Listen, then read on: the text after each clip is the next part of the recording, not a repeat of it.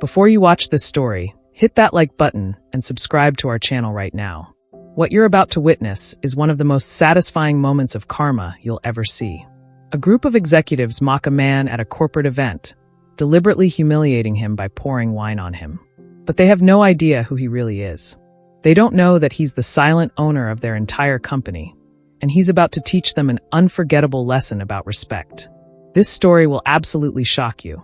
Trust me, you need to see this. It was an exclusive corporate event at a 5-star hotel in Manhattan. The event was hosted by Nexus Enterprises, a major tech company worth $800 million. Over 100 executives, investors, and business leaders had gathered to celebrate a major acquisition. David Chun stood alone in the corner of the ballroom, wearing an ordinary suit that stood out against the designer clothing everyone else wore. David had just arrived from the airport after closing the deal. He was exhausted and wanted to go home, but he felt obligated to attend his own company's celebration. David had been the silent owner of Nexus Enterprises for the past 5 years. Nobody knew it except his lawyer, his accountant, and the board members who'd signed the paperwork. David had purchased the company quietly, using shell corporations and anonymous investments to hide his ownership. He'd done this intentionally because he wanted to watch how the company actually operated, not how people acted when they knew the owner was watching. The current CEO was a man named Marcus Sterling. Marcus was charismatic, ambitious, and driven by ego. He'd been with the company for 3 years and had convinced the board that he was the genius behind the company's growth. In reality, Marcus took credit for work done by his teams. He'd made several unethical decisions that David had caught in his financial reviews. But David had been patient. He'd been watching. He'd been documenting everything. Tonight was supposed to be a celebration of the company's latest acquisition, a smaller tech company they'd purchased for $50 million. But it was also the night David had planned to reveal his true role and deal with the problems he'd been witnessing. As David stood alone in the corner, Marcus walked over with 2 of his senior executives, Robert and Jennifer. "Hey," Marcus said, noticing David. "You look out of place. Are you one of the new hire's family members? Or maybe you're looking for the cleaning staff?" Robert and Jennifer laughed. David didn't respond. He just looked at Marcus with quiet composure. "I'm serious," Marcus continued, clearly enjoying himself. "You don't look like you belong here. These are important people. Wealthy people. People who matter. You look like you should be parking cars or maybe serving drinks." Jennifer laughed. "Marcus, be nice. Maybe he works in maintenance."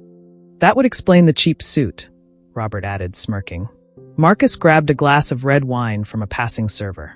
"Tell you what," Marcus said to David. "If you're going to be in this room with important people, you need to look the part."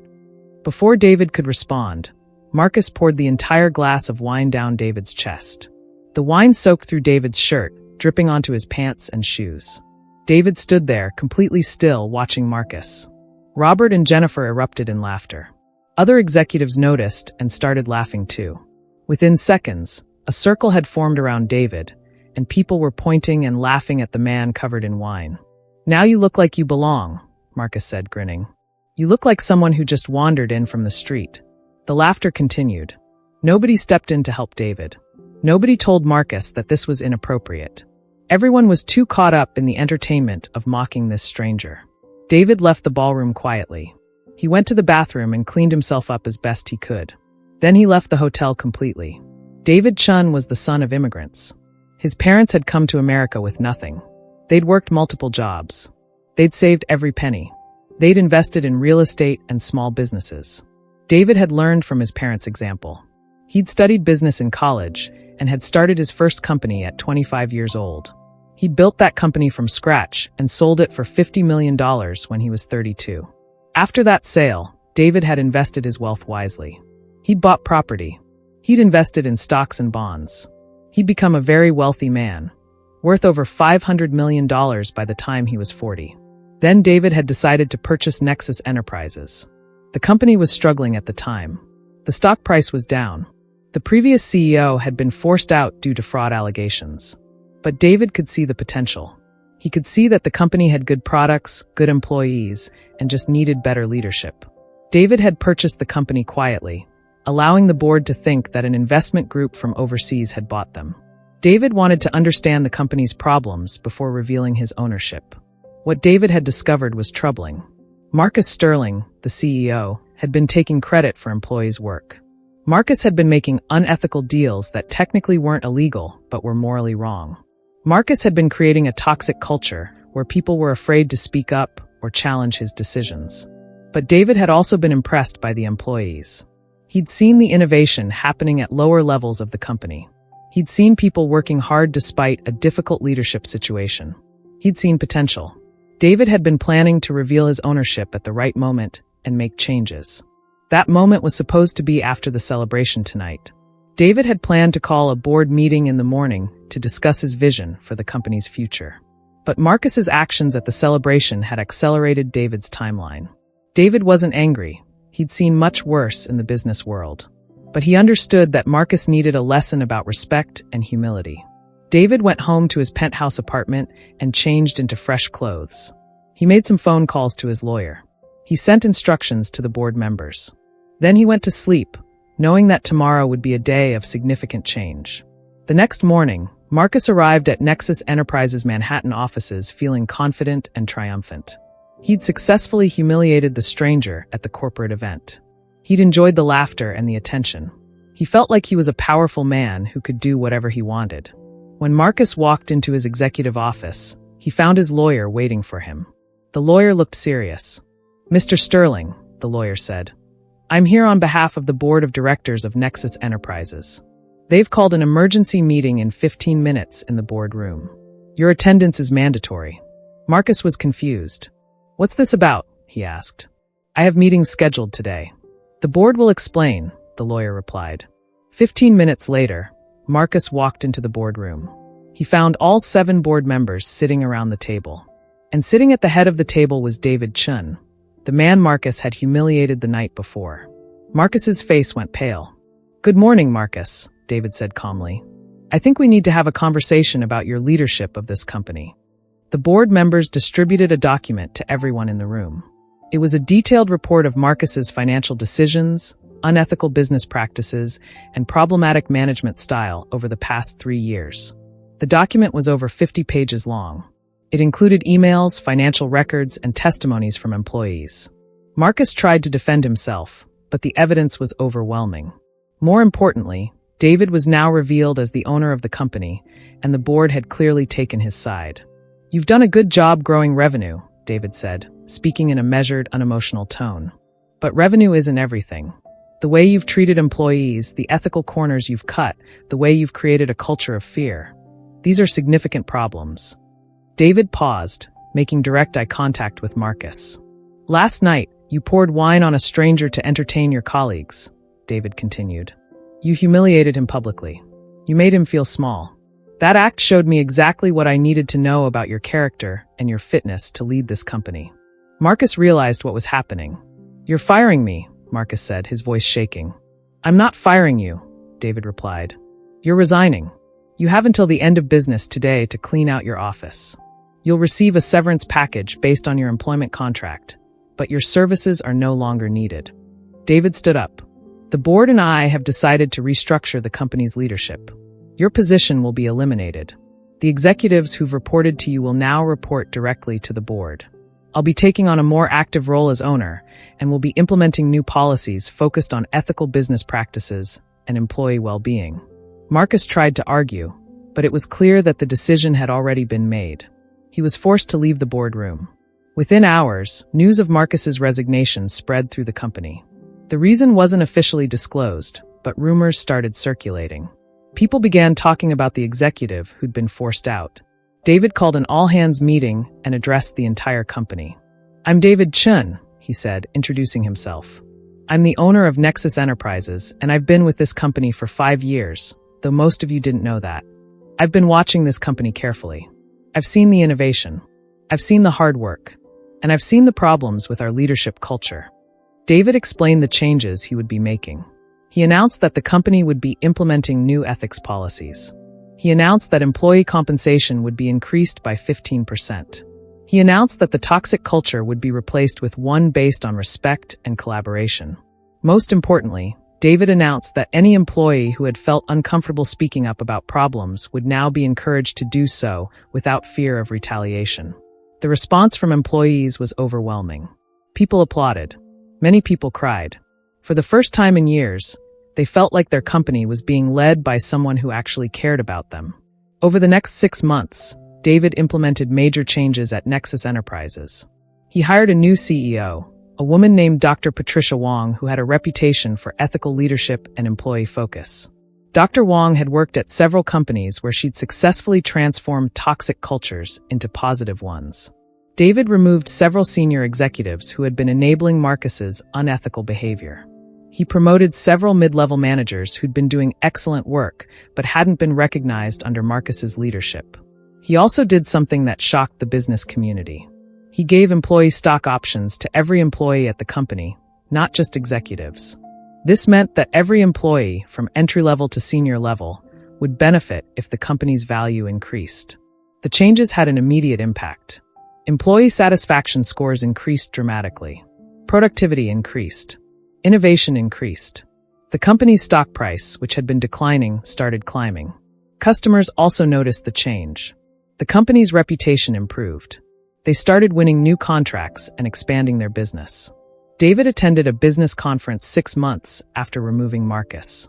At the conference, he was approached by another CEO named Richard. "I heard what you did at Nexus," Richard said. "I heard you removed an executive who was leading your company poorly.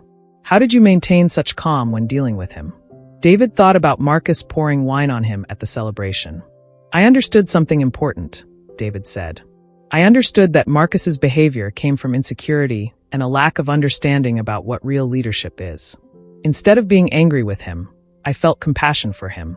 I understood that he was limited in his ability to see beyond his own ego." He paused. "But I also understood that compassion doesn't mean accepting harmful behavior," David continued.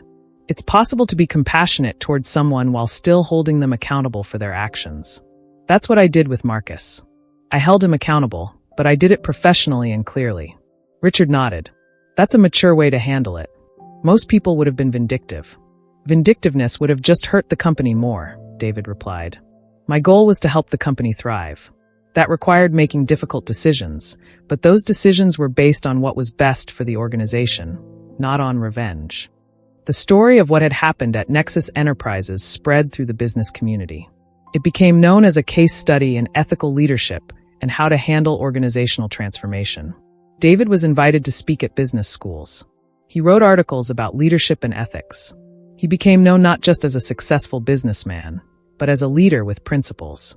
1 year after removing Marcus from leadership, David was invited to speak at a conference where Marcus was also in attendance. David didn't know Marcus would be there. When David saw him in the hallway before his speech, David approached him. "Marcus," David said, "I wanted to tell you something. I'm not angry with you. I'm not harboring resentment about what happened at the celebration." Marcus looked surprised. He'd been expecting anger or contempt. "But I do want you to understand something," David continued. "Your actions, the way you treated people, the way you treated me that night, those actions had consequences. Not because I was vindictive, but because leadership requires integrity and respect. You didn't have those qualities, so you couldn't continue leading." David paused. "I hope you've learned something from this experience," David said. "I hope you understand that the way you treat people matters. I hope you understand that your position and your power don't give you the right to humiliate people. And I hope that if you lead again, you'll lead differently." Marcus was quiet for a moment. Then he spoke. "I have learned something," Marcus said. "I've learned that I was arrogant and cruel. I've been in therapy trying to understand why I felt the need to behave that way. And I think I'm starting to understand. I think I was insecure, and I covered that insecurity with cruelty and arrogance." He looked at David directly. "I'm sorry," Marcus said. "I'm sorry for how I treated you. I'm sorry for the way I led the company. And I'm grateful that you handled it with professionalism instead of revenge. That's what made me actually change, instead of just being bitter." David accepted the apology. "Thank you for saying that. I hope you're able to move forward and become a better leader and a better person." The two men shook hands. Later that evening, David gave a speech to the conference about leadership, ethics, and the importance of treating people with respect regardless of their position or appearance. "In this business world, we often judge people by their appearance, their wealth, their status," David said. "We assume that successful people deserve respect and unsuccessful people don't. But that's a fundamental misunderstanding of what respect means. He continued, respect is something that all people deserve, regardless of their circumstances. And leaders have a special responsibility to demonstrate that respect through how they treat everyone, not just people in powerful positions, but people at all levels. David told the story of what had happened at Nexus Enterprises, but he didn't mention Marcus by name. When someone pours wine on you, when someone humiliates you, when someone tries to make you feel small, that says something about them, not about you, David concluded. Your response determines what that moment means. You can respond with anger and revenge, or you can respond with calm purpose. One response creates more suffering. The other response creates the opportunity for growth and change. Final call to action. If this story moved you, if it made you think about respect, leadership, and what happens when karma catches up with people, then I need you to do something right now. Hit that like button. Share this video with someone. It could be someone in a position of leadership who needs to remember the importance of treating all people with respect. Someone who's been bullied and needs to know that justice exists. Or simply someone who loves stories about karma and redemption. Subscribe to our channel so you never miss these stories about integrity, accountability, and the power of responding to cruelty with professionalism. Because here's the truth. We live in a world where powerful people often believe they can treat others poorly without consequences. We live in a world where people with wealth and status often show disrespect to people they perceive as below them. But this story shows that consequence always comes. Maybe not immediately, but it comes. More importantly, this story shows that the most powerful response to cruelty isn't revenge. It's accountability combined with compassion. It's holding people responsible for their actions while still recognizing their humanity and their capacity to change. If you're in a position of power or leadership, please use that position responsibly. Treat people with respect regardless of their position or appearance. Remember that your power could disappear tomorrow. What will matter then is not your title, but the relationships you've built and the integrity you've demonstrated. And if you've been treated disrespectfully by someone in power, please know that justice exists. Maybe not always in the way you expect it, but people's actions eventually catch up with them. Focus on building yourself up, not on revenge. Focus on creating positive change, not on harboring resentment. That's the path to real power and real victory. Leave a comment below and tell us. Have you ever witnessed someone get what they deserve through karma? Have you ever been disrespected by someone in power? Have you ever had to choose between revenge and professionalism? Have you seen someone change after being held accountable? Share your story in the comments. Your experience might inspire someone else to handle difficult situations with integrity. Don't forget to subscribe and hit that notification bell. We release new stories every single week about real people who handled injustice with professionalism, who built successful lives through integrity, and who understood that real power comes from character, not from cruelty. We'll see you in the next video. Stay respectful, stay professional, and remember, what goes around comes around, and how you respond determines everything. Thank you so much for watching.